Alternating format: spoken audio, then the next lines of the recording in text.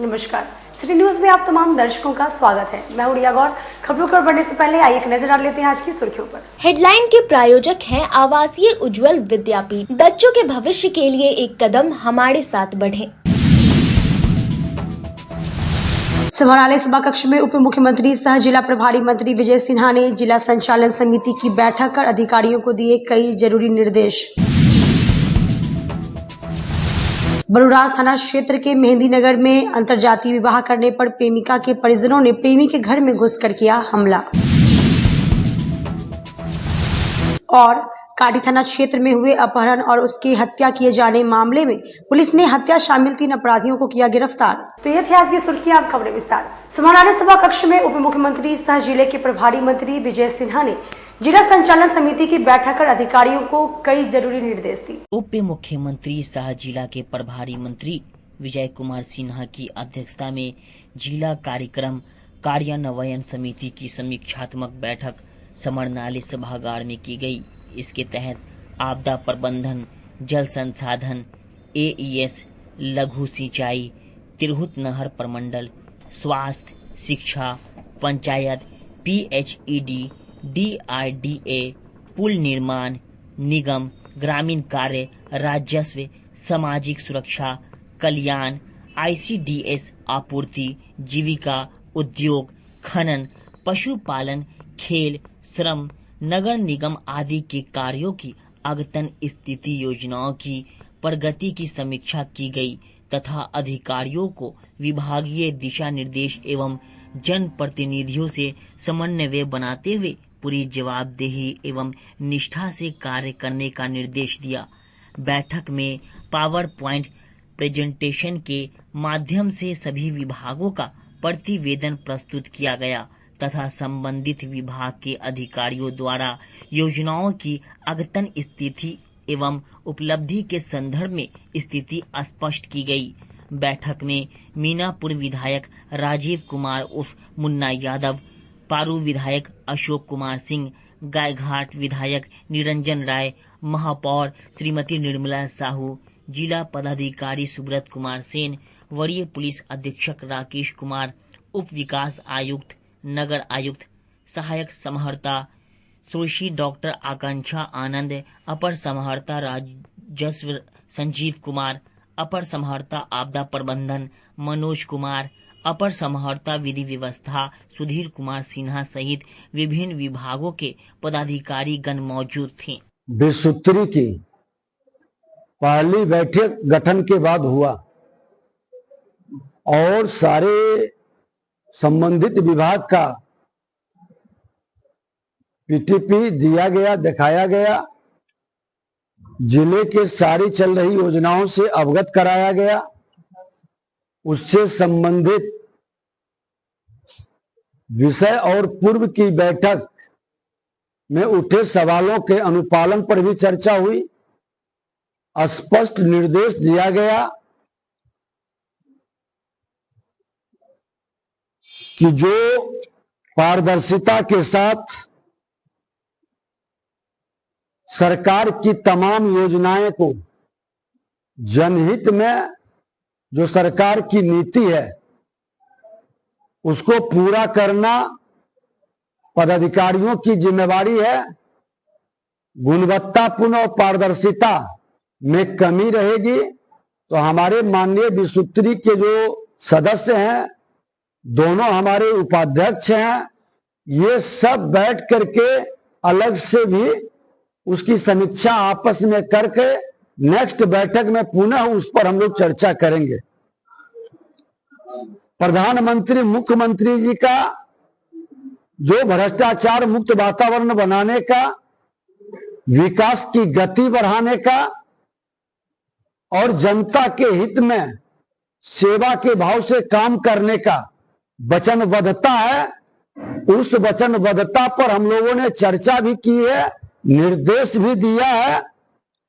चाहे पेंशन का हो, आपूर्ति की व्यवस्था हो, शिक्षा की व्यवस्था हो, स्वास्थ्य से संबंधित, सड़क, सिंचाई, उद्योग, नगर विकास, पीएचईडी, भवन, ये तमाम विभागों को हमने समीक्षा की है और इसके अलावे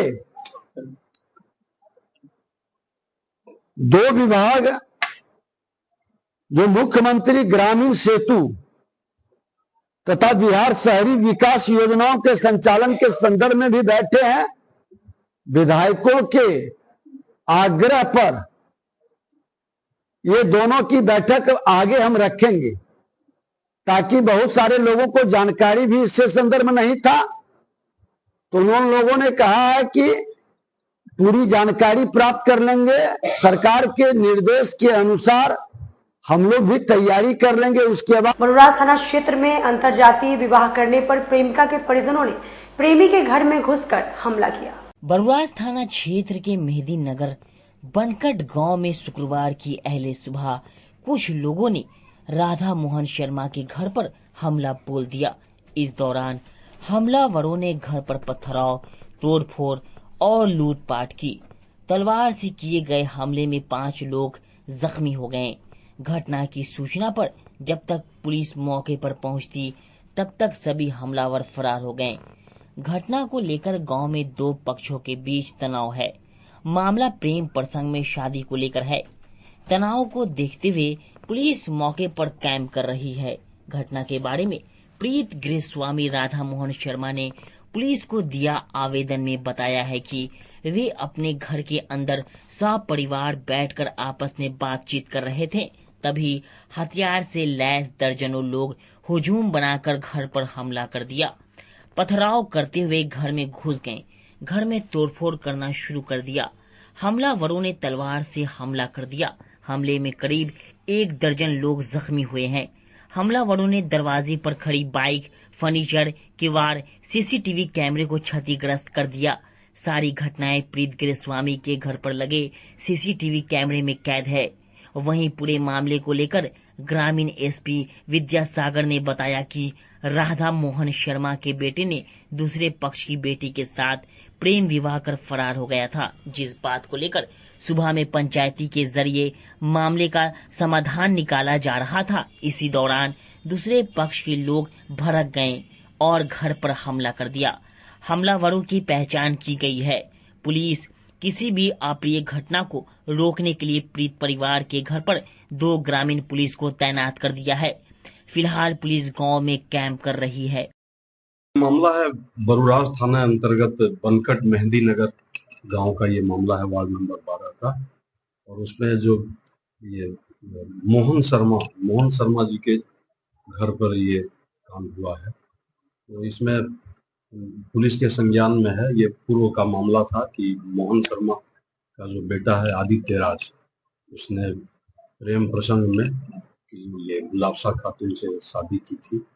और जब तक ये लोग बाहर रह रहे थे तो कोई दिक्कत नहीं थी, लेकिन जिस दिन से ये घर पे आके रहने लगे तो कुछ ऐसा जो इनके ससुराल पक्ष, इनकी गुलाबसा खातून के जो मैके के लोग हैं, ये सब लोग उसको समझाने बुझाने आए थे, या मैंने कि उस पर दबाव बनाने आए थे कि उनको कि हम उनसे घर वालों से पूछताछ करके ही शादी करनी चाहिए थी। तो इसी में आपस में मिल बैठ के बातचीत हो रही थी, लेकिन इसी बीच काफी उग्र हो गए लोग थे।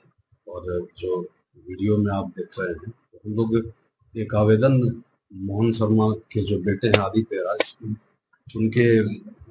उनके तरफ से एक आवेदन हम लोगों ने लिया है। और हम लोग ये पारिवारिक मामला है, प्रेम प्रसंग का मामला है, पारिवारिक मामला है, तो ये हम लोग उसी तरह से इसको निपटाएंगे। स्थिति क्या है गांव में अभी? कुछ पुलिस भी कैंप कर रही है। पुलिस है वहाँ पर, पुलिस की उपस्थिति है। हम लोग चाह रहे हैं कि ये जो पारिवारिक ही मामला है, इसको पारिवारिक ही बने रहने चाहिए। लेकिन सर तनाव का माहौल है। तनाव का माहौल नहीं कर सकते हैं, इसलिए कि दोनों पक्ष ही पंचायती भी कर रहा था बैठ के। तो जब तनाव का माहौल होता है तो 2 पक्ष, लड़का पक्ष और लड़की पक्ष, बैठ के पंचायती नहीं करता।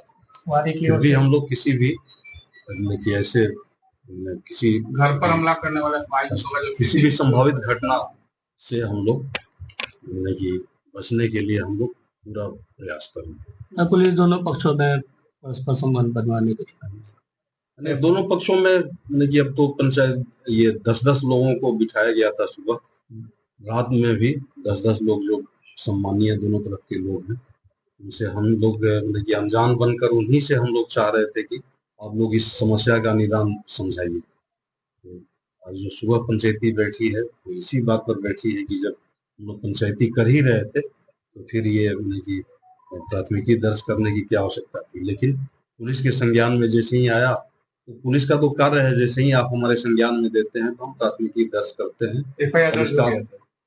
एफआईआर दर्ज करने अभी दर्ज नहीं हुआ है, अभी मिला ही है। अभी जो मेरी बात हुई है, गुलाबशा खातून द्वारा एक आवेदन दिया गया है, इस आवेदन का हम लोग उस पर लड़की के परिजनों पर एफआईआर, लड़की के परिजनों पर प्राथमिकी दर्ज हुई है और लड़की नहीं कराया है। कितना अच्छा से आप इसको पारिवारिक समस्या, पारिवारिक मामला समझ सकते हैं। कितने लोगों से नामजद किए, ये तो आवेदन देखने के बाद ही पता चलेगा। बिहार की लता मंगेशकर कहे जाने वाली शारदा सिन्हा एम्स में भर्ती हैं। उनके स्वस्थ होने की कामना को लेकर गरीबनाथ मंदिर में महामृत्युंजय जाप किया गया। बिहार की प्रसिद्ध लोक गायिका पद्म विभूषित शारदा सिन्हा को दिल्ली के एम्स में भर्ती कराया गया है। उनके स्वास्थ्य की स्थिति को डॉक्टरों ने गंभीर बताया है।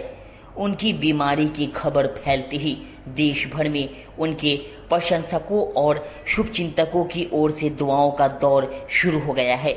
महामृत्युंजय जाप और विशेष पूजा की जा रही है। मुजफ्फरपुर के बाबा गरीबनाथ धाम मंदिर में उनके स्वास्थ्य में सुधार के लिए 11 पुरोहितों द्वारा विशेष पूजा अर्चना की जा रही है। गरीबनाथ मंदिर के पुजारी आशुतोष पाठक के नेतृत्व में 11 पुरोहितों ने शारदा सिन्हा की सलामती के लिए प्रार्थना की। उसके बाद महामृत्युंजय मंत्र का जाप किया, मृत्यु संजीवनी का पाठ किया और महादेव का विशेष पूजन भी किया। मंदिर के महंत अभिषेक पाठक ने बताया कि शारदा सिन्हा के जल्द स्वास्थ्य लाभ के लिए हम लोग हवन पूजन कर रहे हैं और भगवान गरीबनाथ से प्रार्थना कर रहे हैं कि वो जल्द से जल्द स्वस्थ हो जाएं और हमें उनकी गीत दोबारा से सुनने को मिले। कि आज बड़ा दुख के साथ ये मालूम हुआ है कि आज विश्वविख्यात लोक गायिका जो हैं श्रीमती शारदा सिन्हा जी का आज बहुत ही ज्यादा तबीयत खराब हुआ है। यही खबर सुन के हम लोगों में बहुत आहत हुई है, जो कि अपने एक छठ जैसा पर्व या फिर किसी भी हिंदू धर्म का कोई भी गीत हो, संगीत हो, जिसको पूरे विश्व विख्यात करती है शारदा सिन्हा जी, उनका जो अस्वस्थ है, जिसके लिए बाबा गरीबनाथ के दरबार में हम लोगों ने जल्द से जल्द स्वस्थ होने की कामना को लेकर बाबा के दरबार में सबसे पहले बाबा को दूध दही घी से स्नान करा के पूजा करके आरती करके फिर ऊपर में आज हम लोग हवन का आयोजन किया है। और बाबा गरीबनाथ से ये हम लोगों ने मांगा है, सभी पुजारियों ने, सभी भक्तों ने, कि बाबा गरीबनाथ उनको जल्द से जल्द स्वस्थ करे और फिर से अपने देश में और देश का जो गीत है वो पूरे देश विदेश पूरे विख्यात करे और फिर से लोगों को मन को भाए।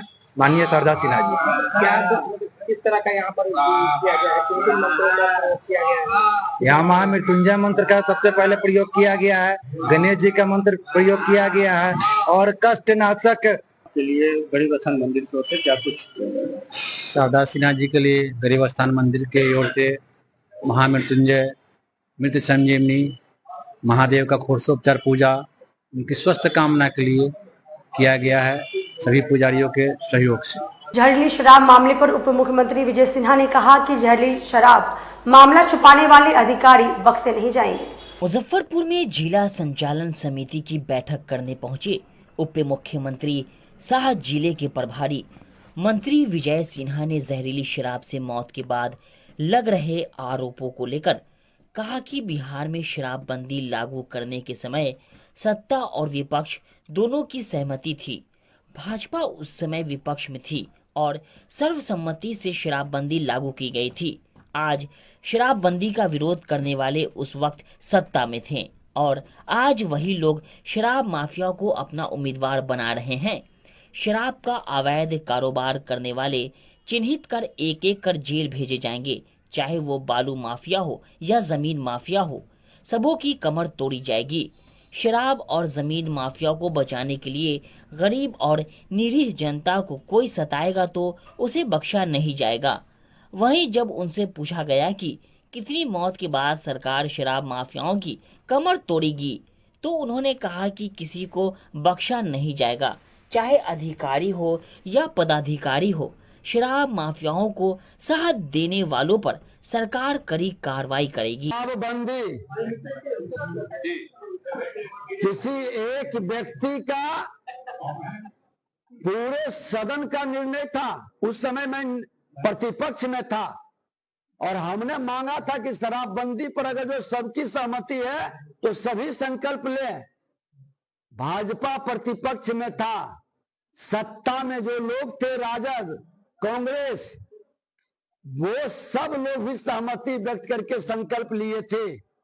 और आज अगर जो उस शराबबंदी का विरोध कर रहे हैं, उस शराबबंदी के नाम पर नौटंकी कर रहे हैं, शराब माफियाओं को संरक्षित कर रहे हैं, उम्मीदवार बना रहे हैं, तो उनको शर्म लगनी चाहिए।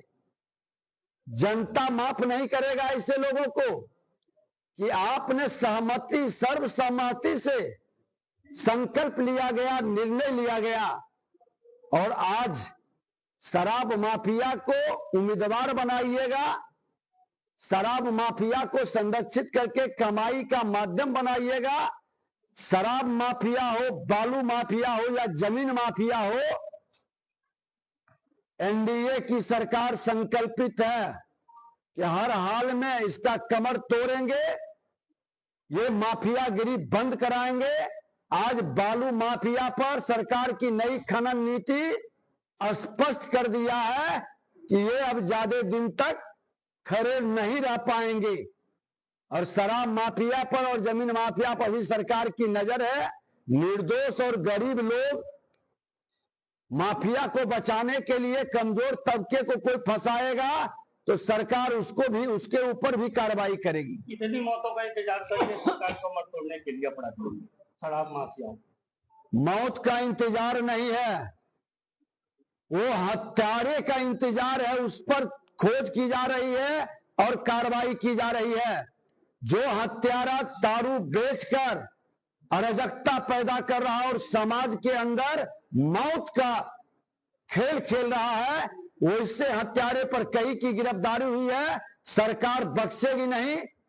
साहेबगंज थाना क्षेत्र में दुकान से लौट रहे कपड़ा व्यवसायी को सरेआम अपराधियों ने गोली मारकर घायल कर दिया। साहेबगंज थाना क्षेत्र के रामपुर डालडा चौक पर रेडीमेड कपड़ा दुकानदार दीपांशु कुमार को अपराधियों ने दुकान में घुसकर 2 गोली मार दी। इससे वह गंभीर रूप से जख्मी हो गया। एक गोली कान में जबकि दूसरी गोली पीठ में लगी थी। शुक्रवार की देर शाम पैदल आए 2 अपराधियों ने 2 गोली मारी और भाग निकले। ग्रामीण घायल दीपांशु को लेकर सीएचसी पहुंचे। प्राथमिक उपचार के बाद घायल को मेडिकल कॉलेज रेफर कर दिया गया। घटना के बाद पहुंची पुलिस ने दुकान से 2 खाली खोखा भी बरामद किया। ग्रामीणों ने बताया कि 2 लोग शाम से ही दुकान के आसपास रेकी कर रहे थे।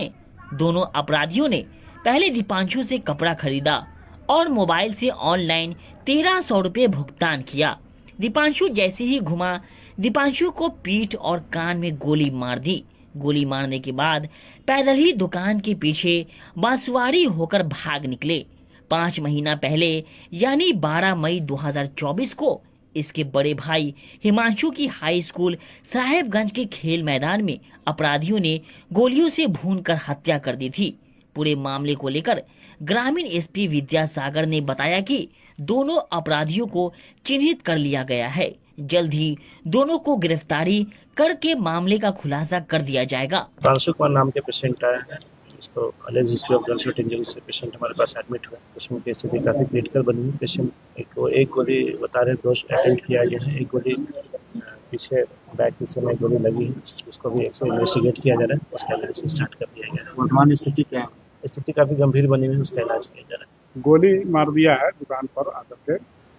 पहले भी हमारे बड़ा लड़का को 11/5/2024 को साहेबगंज हाई स्कूल के मंच पर मार दिया गोली, वो डेथ कर गया।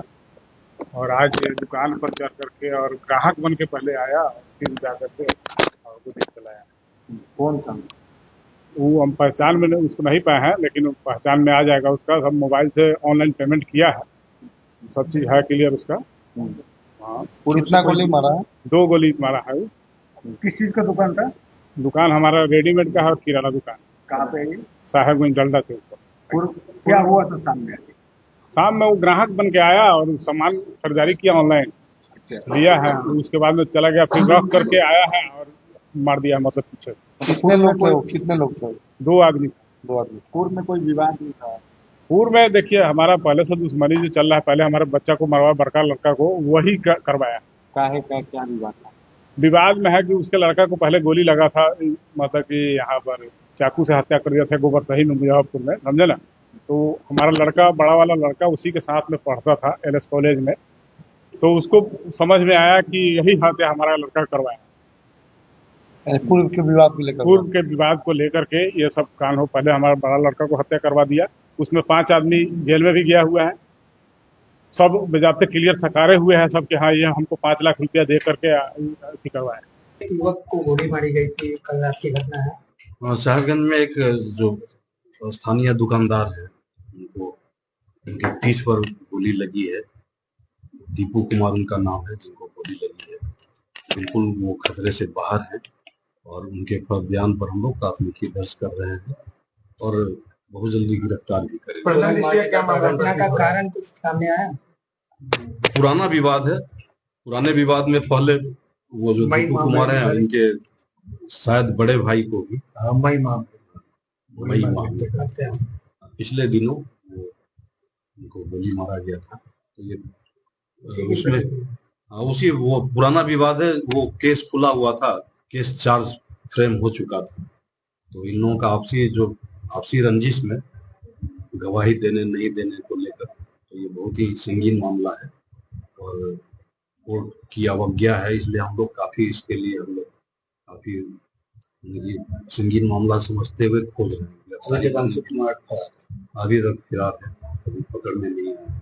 लालू प्रसाद यादव को भारत रत्न देने की मांग पर उप मुख्यमंत्री विजय सिन्हा ने कहा कि क्यों उन्हें भारत रत्न दिया जाए। राजद द्वारा लालू प्रसाद यादव को भारत रत्न दिए जाने की मांग पर जमकर बरसे उप मुख्यमंत्री विजय सिन्हा मुजफ्फरपुर परिसदन में पत्रकारों से कर रहे थे बात। कहा, जंगल राज के प्रोधा भ्रष्टाचार के मसीहा को तो निश्चित रूप से राजद के लोग अपने कर्मों के अनुरूप लालू यादव से बड़ा भ्रष्टाचारी, अदालत द्वारा सजा याफ्ता लालू प्रसाद यादव को भारत रत्न की मांग करते हैं। उन्हें शर्म आनी चाहिए। आज दूसरे राज्यों में खुद को बिहारी कहते हुए व्यक्ति शर्मसार होता है। जिन्होंने बिहार को जातीय उन्माद में झोंक दिया, उनके विषय में हमें कुछ नहीं बोलना है। भारत रत्न देने का मांग, राष्ट्रीय जनता दल लालू यादव को करेगी भारत रत्न देना सबसे सुयोग्य। निश्चित तौर पर राजद जंगल राज के प्रोधा भ्रष्टाचार के मसीहा को तो निश्चित तौर पर राजद के लोग जो वृत्ति है, जो प्रवृत्ति है, उसी कीर्ति के अनुकूल वो पुरस्कार मांग रहे हैं। और लालू यादव से ज्यादा भ्रष्टाचारी सजायाफ्ता माननीय न्यायालय के द्वारा, उनको तो वो बिहार के सबसे बड़े रत्न है। जिस रत्न पर बिहार के लोग दूसरे राज्य में कितने शर्मिंदगी महसूस करते हैं, ये बिहार के नौजवान जानते हैं। शर्म लगनी चाहिए ऐसे लोगों को भारत रत्न की मांग करते हुए। अरे उस बिहारी का भारत रत्न के लिए मांग करो जिससे बिहारी गौरवान्वित होता है, जिससे बिहारी का मान सम्मान स्वाभिमान बढ़ता है। जो जनता की गाढ़ी कमाई लूट कर बिहार को बर्बाद कर दिया, जातीय उन्माद, नरसंहार, हत्या, अपहरण, लूट बलात्कार का उद्योग चलाया, और ऐसे व्यक्ति पर जिसको गर्व महसूस होता है, हमको वैसे शर्मसार होने वाले लोगों के प्रति कुछ नहीं कहना है। आपको वैसे लोगों को मिलना चाहिए, तो वैसे कोई बच्चे तो है क्या? बिहार में एक से एक रत्न है, एक से एक अच्छे काम करने वाले लोग हैं जिनको मिलना चाहिए। और ऐसे लोगों का चयन की प्रक्रिया भारत सरकार देश के प्रधानमंत्री जी की नजरों में है और बिहार के जो विरासत ठहर गई, जो विरासत देश को गौरवान्वित करता था, विश्व में पहचान बनाता था, उस विरासत को अपने नौजवानों तक पहुंचाने के लिए अटल सभा भवन का कला संस्कृति विभाग से, जिसमें हमारे ऑडियो वीडियो का स्टूडियो भी रहेगा, प्रशिक्षण भी होगा और उस विरासत की पहचान और उस विरासत को नाट्य के रूपांतरित कर करके हम लोग उत्साहित भी कर रहे हैं और आने वाले दिनों में कई लोग भारत रत्न के अंतर्गत वो नाम उभर करके आए। ऑटो चालक हत्याकांड का ग्रामीण एसपी ने किया खुलासा, जमीनी विवाद में हुई थी हत्या। ऑटो चालक कुशहर सहनी हत्याकांड का खुलासा करते हुए ग्रामीण एसपी विद्यासागर ने बताया कि जमीनी विवाद को लेकर कुशहर सहनी की हत्या की गई है। उन्होंने बताया कि इस मामले में मुख्य साजिशकर्ता और हत्याकांड को अंजाम देने वाले आरोपितों को गिरफ्तार कर लिया गया है।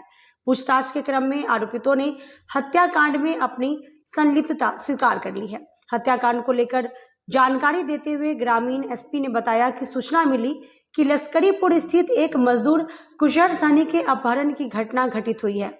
घटना के संबंध में कुशहर सहनी की पत्नी कृष्णा देवी के लिखित आवेदन पर काटी थाना कांड संख्या 566/24 धारा 137 क्लॉज 2/140 क्लॉज 3/3 क्लॉज 5 BNS 2023 दर्ज कर अनुसंधान करना प्रारंभ किया है। अनुसंधान के दौरान तकनीकी और मानवीय साक्ष्य के आधार पर नामजद अभियुक्त राकेश कुमार सहनी को गिरफ्तार कर पूछताछ किया गया। पूछताछ के दौरान राकेश सहनी के द्वारा बताया गया कि कुशहर सहनी का शंकर सहनी से जमीन से संबंधित विवाद था, जिस विवाद को लेकर इस घटना को साजिश के तहत अप्राथमिकी अभियुक्त शंकर सहनी, रंजीत कुमार दोनों फतेहपुर कलवाड़ी थाना काटी जिला मुजफ्फरपुर एवं अन्य के सहयोग से अंजाम दिया गया। उन्होंने बताया कि कुशहर सहनी को राकेश सहनी के माध्यम से शंकर सहनी के घर पर बुलाकर गला दबाकर धारदार हंसुआ से दाहिने पंजना में प्रहार कर हत्या कर शव को बूढ़ी गंडक नदी में कलवाड़ी घाट पर फेंक दिया गया। ग्रामीण एसपी ने बताया कि आरोपितों से मिली जानकारी के बाद मृतक का कपड़ा, पैंट, शर्ट, गमछा और मृतक का टेम्पो नंबर BR06 GE 8945 को बरामद किया गया है। नामजद अभियुक्त का आपराधिक इतिहास का पता किया जा रहा है। ये मामला है कांटी थाना क्षेत्र अंतर्गत एक 23/10/24 को सूचना प्राप्त हुई कि जो लश्करीपुर के निवासी हैं कुशहर सहनी, उनका अपहरण कर लिया गया है। तो 24/10/24 को 566/24 केस दर्ज किया गया, अपहरण का केस दर्ज किया गया और हमारे जो ललन कुमार, रजनीकांत और हमारे जो कांटी थाना अध्यक्ष हैं, इनके नेतृत्व में हम लोग अपहरण का जो केस दर्ज हुआ था तो उनकी खोजबीन हम लोग करने लगे। खोजबीन के क्रम में सूचना प्राप्त हुई कि ये इसका जो अपहृत था कुशहर सहनी, जो लश्करीपुर का रहने वाला है, इसका टेम्पो एक जगह बरामद हुआ कि टेम्पो वहाँ पर दिखाया जा रहा है। तो टेम्पो के आधार पर वहाँ से जांच प्रारंभ हुई और पता चला कि जो कुशहर सहनी का एक ज़मीनी विवाद, जहाँ टेम्पो लगा था उसी के बगल में वो अपना ज़मीनी विवाद था जिसमें वो घर बना रहा था। तो वहाँ से हम लोग जांच प्रारंभ किए। जांच के क्रम में पता चला कि आखिर ये टेम्पो से कैसे आया। तो लोगों ने बताया कि एक राकेश सहनी नाम का व्यक्ति है जो कि कुशहर सहनी को अपने साथ टेम्पो पर बिठा के ले गया था। टेम्पो जहाँ लगा था वो शंकर सहनी का घर है, जो कि है फतेहपुर कलवारी में।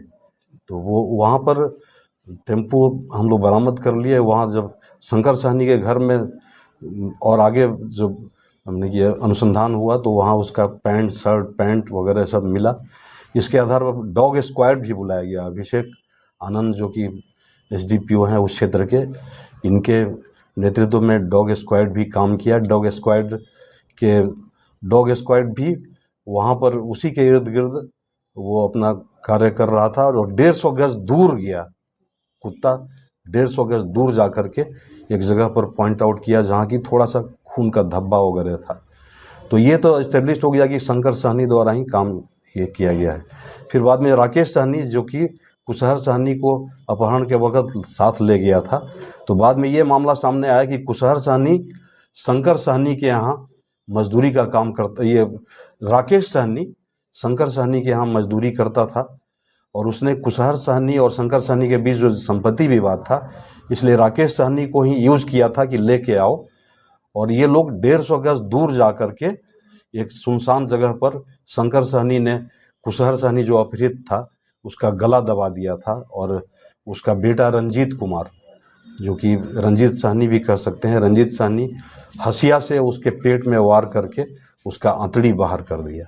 और फिर ये लोग आगे कलवारी घाट है, वहाँ पर इन्होंने उसको गंडक नदी में फेंक दिया, जो कि वो डेड बॉडी बहते हुए मुसहरी थाना क्षेत्र अंतर्गत चला गया था। वक्त तो चला छोटे से ब्रेक का लेते हैं, छोटा सा ब्रेक, तब आप बने रहिए हमारे साथ, देखते रहिए सिटी न्यूज मुजफ्फर। एक बार फिर से मुजफ्फरपुर में खुल गया है आपका अपना डिज्नीलैंड मेला।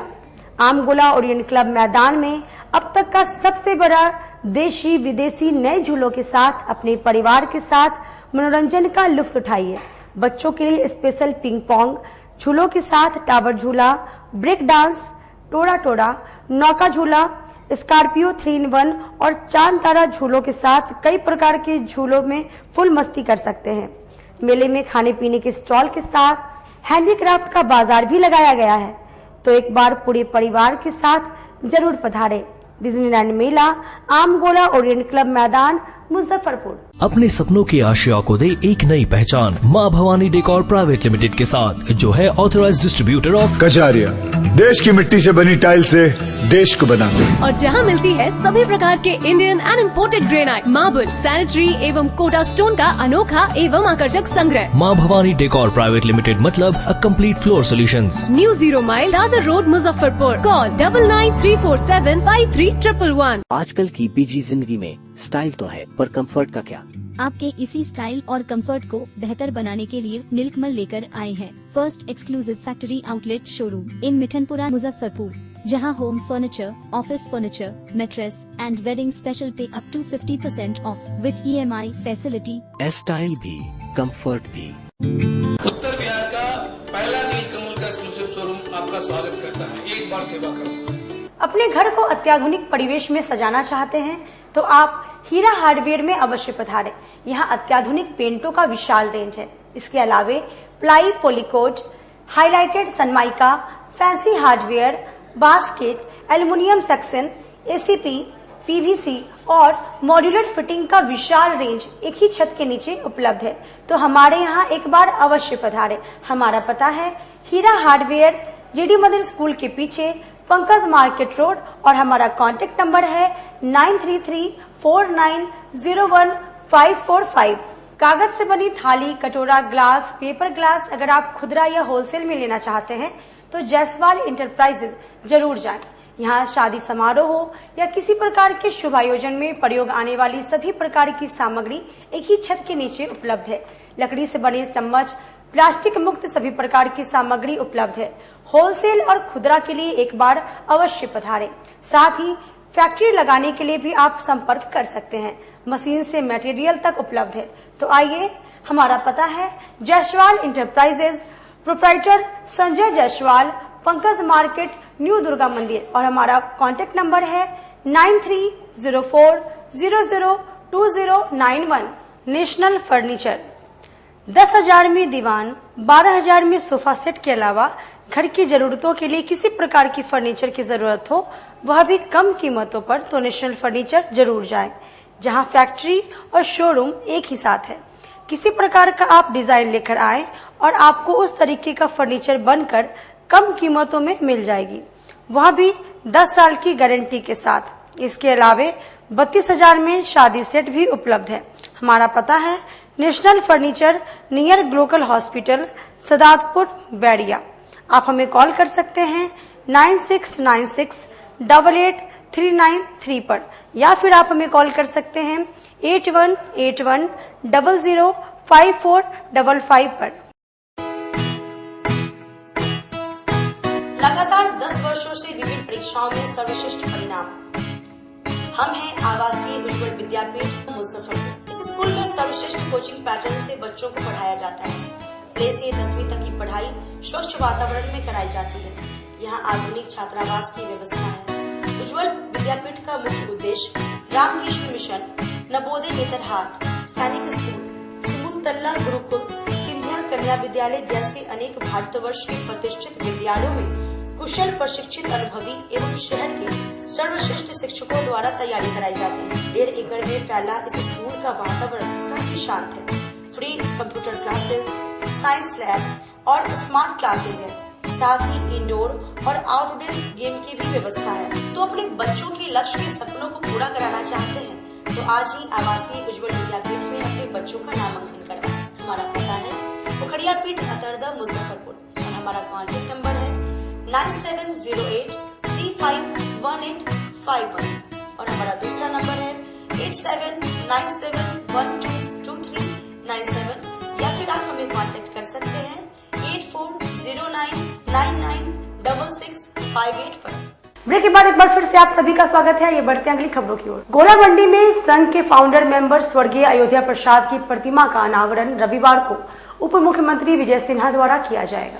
प्रख्यात समाज सेवी स्वर्गीय अयोध्या प्रसाद की प्रतिमा का अनावरण समारोह 27 अक्टूबर 2024 को बड़े धूमधाम और सम्मान के साथ मुजफ्फरपुर में आयोजित किया जाएगा। इस कार्यक्रम की अध्यक्षता बिहार विधानसभा के अध्यक्ष नंदकिशोर यादव करेंगे। आयोजन में विभिन्न गणमान्य हस्तियों और राजनीतिक नेताओं की उपस्थिति में स्वर्गीय अयोध्या प्रसाद को श्रद्धांजलि दी जाएगी, जिनका समाज में उल्लेखनीय योगदान रहा है। इस विशेष कार्यक्रम में नेपाल सरकार के पूर्व उप प्रधानमंत्री रघुवीर महासेठ अतिथि के रूप में शामिल होंगे, जो अंतर्राष्ट्रीय संबंधों की दृष्टि से एक महत्वपूर्ण उपस्थिति मानी जा रही है। इसके अलावा कार्यक्रम में विशिष्ट अतिथि के रूप में भारत सरकार के मंत्री डॉक्टर राजभूषण चौधरी भी भाग लेंगे। समारोह में बिहार के कई प्रमुख नेता और जनप्रतिनिधि भी शामिल होंगे, जिनमें सांसद वीणा देवी, मंत्री केदार प्रसाद गुप्ता, MLC मोहम्मद करी सोहेब और विधायक अशोक कुमार सिंह शामिल हैं। इसके साथ ही राजद, भाजपा और अन्य दलों के नेताओं की भी उपस्थिति रहेगी, जो कार्यक्रम की गरिमा को और बढ़ाएंगे। इसकी जानकारी प्रेस वार्ता के माध्यम से स्वर्गीय अयोध्या प्रसाद के पुत्र भाजपा नेता कमलेश्वर प्रसाद उर्फ KP पप्पू ने दी। उन्होंने बताया कि इस आयोजन से न केवल स्वर्गीय अयोध्या प्रसाद की स्मृति को सम्मान मिलेगा, बल्कि समाज को उनके आदर्शों पे चलने की प्रेरणा भी मिलेगी। लेकिन वो समदर्शी है, हर समय, हर दिल में, हर समाज को लेके चलना उनका शुरू से फितरत रहा। उनका ये जो सोच रहा कि हर समाज, हर जाति, हर धर्म को एक साथ सोचकर, एक परिवार में बनाकर जो चलते रहे हैं, छोटा बड़ा गरीब अमीर सबके साथ। हमारा बगल में छोटा भाई बैठा है, अपना अनुज है, इधर हमारे मित्रवत भाई भी हैं। लेकिन मेरा ये कहना ये है कि अयोध्या प्रसाद जी के मूर्ति का अनावरण, मेरे मन में सोच आया कि ऐसे व्यक्ति जो मानव जीवन में आकर एक अच्छा कार्य कर करके लोगों को जोड़ने का काम किए, तो ऐसे व्यक्ति का मूर्ति का अनावरण होना चाहिए। इसलिए मैंने उनके प्रेरणा से, उनके सोच को रखते हुए मैंने मूर्ति का उनका अनावरण के लिए कल माननीय हम लोग के बिहार के हम लोग के नंदकिशोर यादव जी, जो अभी राजनीतिक जीवन से लेकर उनके मित्रवत भी रहे हैं और हम उनके साथ हर कार्य में भी सहयोग किए हैं, ऐसे शख्सियत को मैंने आग्रह किया था। ऐसे तो केंद्रीय कई मंत्री का पहले मैंने कहा था, उसमें 6 मंत्री का आश्वासन भी मिला था, लेकिन उपचुनाव होने की वजह से वो मंत्री लोग का प्रोग्राम कैंसिल हुआ, चूँकि अभी उपचुनाव सबसे पहले महत्व देता है। और ऐसे स्थिति में हमारे नंदकिशोर यादव जी जो विधानसभा के अध्यक्ष हैं, उन्होंने बोला नहीं, मैं सबके साथ हूँ, मैं अयोध्या प्रसाद जी के साथ रहूँगा, मैं उनके मूर्ति अनावरण में आऊँगा। और साथ में हम लोग के नेपाल के उप प्रधानमंत्री जो पूर्व हो गए अभी, उनको उन्होंने शिक्षा दिया था, वैसे व्यक्ति भी बोले कि नहीं, मैं आऊँगा उनके मूर्ति अनावरण में, और वो भी आ रहे हैं कल। और हम लोग के मुजफ्फरपुर वासी के सबसे बड़े गौरव के पात्र जो हम लोग के सांसद सह केंद्रीय राज्य मंत्री हैं, उनका भी स्वीकृति है। हम लोग के बगल में वैशाली की सांसद बीना देवी जी भी हैं। और सबसे बड़ी बात कि मुजफ्फरपुर के जितने भी विधायक हैं सभी विधायकों ने स्वीकृति दिया, जो हैं इस शहर में सब लोगों ने स्वीकृति दिया है, चाहे इसराइल मंसूरी हो, चाहे हमारे कारी सुहेब साहब हो MLC हो, चाहे हमारे रामसूरत भाई ने कहा कि हमें बहुत जरूरी काम से बाहर जाना है, उनका मीटिंग चल रहा है और हमारे अमरनाथ जी नहीं समय दे पा रहे थे। अर्थात जितने भी विधायक हैं सब लोगों ने समय दिया और सब लोगों ने बोला कि नहीं मैं अयोध्या प्रसाद जी के मूर्ति के अनावरण में आऊँगा। और कल आपसे आग्रह है कि 11:30 बजे का समय है, मूर्ति अनावरण में आपके माध्यम से मैं कहना चाहता हूँ कि मुजफ्फरपुर में अगर आप अयोध्या प्रसाद जी को जानते हैं तो अयोध्या प्रसाद जी के मूर्ति अनावरण में आएँ और एक शिक्षा, एक सोच। दीपावली को लेकर छाता बाजार पटाखा मंडी में फायर ब्रिगेड की टीम ने लोगों को जागरूक कर पटाखा दुकानों की जांच भी की। इस साल दीपावली सुरक्षित मनाने के लिए फायर ब्रिगेड लोगों को जागरूक कर रहा है। शनिवार को छाता बाजार स्थित पटाखा मंडी में फायरमैन और स्टेशन अफसर की ड्यूटी लगाई गई है। ये लोगों को सुरक्षित आतिशबाजी और पूजा के बारे में जानकारी दे रहे हैं। फायर डिपार्टमेंट के ऑफिसर विनय कुमार सिंह ने बताया कि पटाखा बाजारों के पास फायर ब्रिगेड की गाड़ियां खड़ी रहेंगी ताकि कोई दुर्घटना होने पर उन्हें पहुंचने में देरी न हो। शहर के थोक पटाखा बाजार वाले इलाकों में फायर ब्रिगेड की 2-2 गाड़ियां तैनात रहेगी। 5 दमकल को पेट्रोलिंग में लगाया गया है। ये गाड़ियां पूरे शहर में भ्रमण करती रहेगी। फायर ब्रिगेड की टीम ने जागरूकता अभियान चलाया हुआ है। इस अभियान का मुख्य मकसद जिले की जनता को आग और पटाखों से होने वाले नुकसान और कैसे उसे बचाया जा सके इसके बारे में जागरूक करना है। दीपावली और छठ के त्योहार को ध्यान में रखते हुए जिस तरह से बड़ी मात्रा में आतिशबाजी का प्रयोग किया जाता है, ऐसे में कैसे ज्वलनशील पदार्थों से अपने आप को दूर किया जाए और जनहानि धनहानि को बचाया जा सके, इसको लेकर फायर ब्रिगेड के अधिकारी और कर्मचारी लगातार बाजारों, मुख्य चौराहों पर डेमो दे रहे हैं, जिससे अधिक से अधिक लोग जागरूक हो सकें। यहाँ पर मुख्यालय पटना के निर्देशानुसार हम लोग यहाँ पर फायर ऑडिट कर रहे हैं। जो भी पटाखा यहाँ छाता बाजार चौक में देख रहे हैं, यहाँ पर प्रति साल मैंने कि लगातार यहाँ पर दुकान खुला हुआ रहता है, तो यहाँ पर हम लोग ऑडिट कर रहे हैं। अभी लगातार 3 दिन से एकदम लगातार ऑडिट कर रहे हैं। करीब 15-20 दुकान है यहाँ पर, सभी में बालू, पानी, फायर एक्सटिंग्विशर देख रहे हैं कि यहाँ पर फायर हाइडेंट लोग भी लगाए हैं। तो ये सब चेक कर रहे हैं लगातार, एकदम अक्सर लगातार एकदम चलते रहेगा ये कार्यक्रम। दीपावली, छठ, ये सब चलते रहेगा कार्यक्रम। गलियाँ काफी कंजेस्टेड है, ऐसे में अगर कोई हादसा होता है तो फिर उसको कैसे ठीक है। यहाँ पर तो जो फायर का जो लगा रहे हैं, इसी सेफ्टी के लिए लगा रहे हैं कि नहीं भाई चीज रखना है, एकदम आगे में रखिए दुकान और कितना जल्द से जल्द कुछ भी हो जाए तुरंत समाधान कर ले। सारे पॉइंट वगैरह, हाँ सारे पॉइंट चेक कर रहे हैं। और क्या क्या निर्देश दिए हैं तो दुकानदारों को? सभी को अलर्ट मूड में एकदम, दुकान जब पटाखा खोल रहे हैं तो अलर्ट रहना पड़ेगा आपको।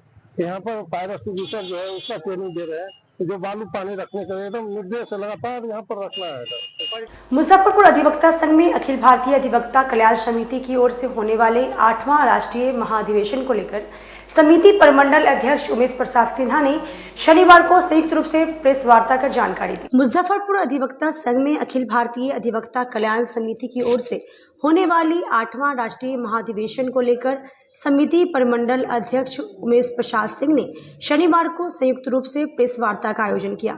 मौके पर धर्मनाथ प्रसाद यादव ने समिति के बारे में एवं समिति के क्रियाकलापों के बारे में विस्तार से बताते हुए कहा कि समिति अधिवक्ताओं की समस्या के समाधान हेतु काम कर रही है।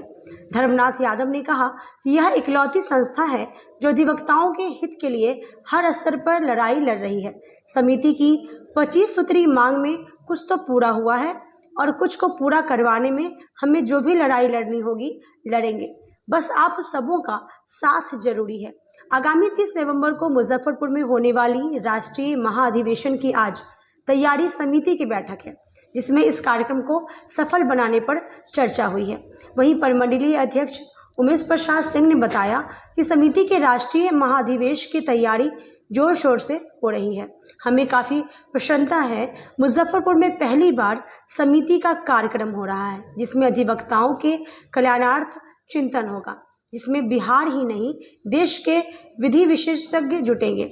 युवा प्रकोष्ठ के अध्यक्ष रजनीकांत अपने पूरे सहयोगियों के साथ कार्यक्रम को सफल बनाने में लगे हैं। बहुत सुंदर सवाल और सुंदर समय में हम लोग एकत्र हुए हैं।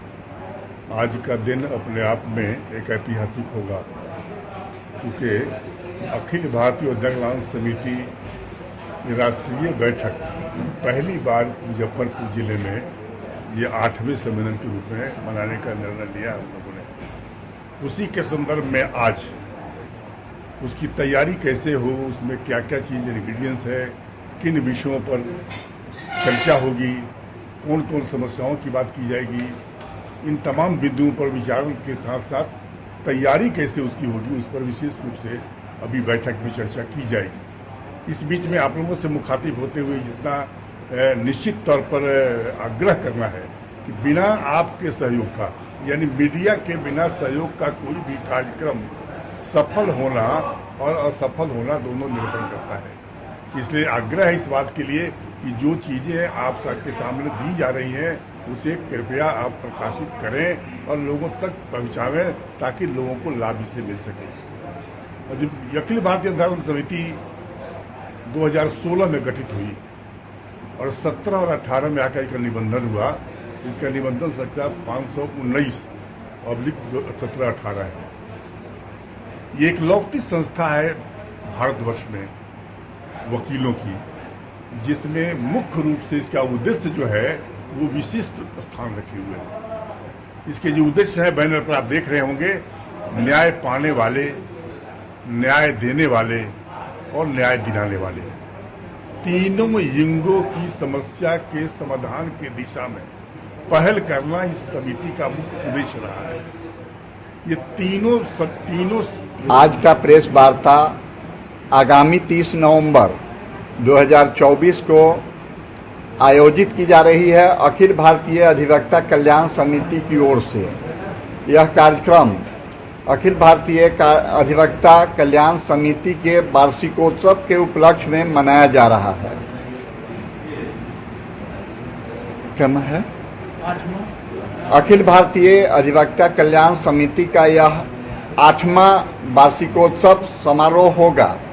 उसी के लिए मुजफ्फरपुर में अखिल भारतीय अधिवक्ता कल्याण समिति का राष्ट्रीय सम्मेलन 30 नवंबर 2024 को जिला सभागार में आयोजित की जाएगी। उसी की तैयारी के लिए आज प्रेस वार्ता रखी गई है। इस प्रेस वार्ता में हमारे मुख्य अतिथि के रूप में राष्ट्रीय अध्यक्ष श्री धर्मनाथ प्रसाद यादव, पूर्व उपाध्यक्ष बिहार स्टेट बार काउंसिल उपस्थित हुए हैं, जो हम लोगों को तैयारी के विषय में विस्तृत रूप से जानकारी देंगे। आज के लिए बस इतना ही, फिर मिलेंगे शहर की तमाम खबरों के साथ। तब तक हम मुझे मेरी पूरी न्यूज़ टीम को दी इजाजत। नमस्कार।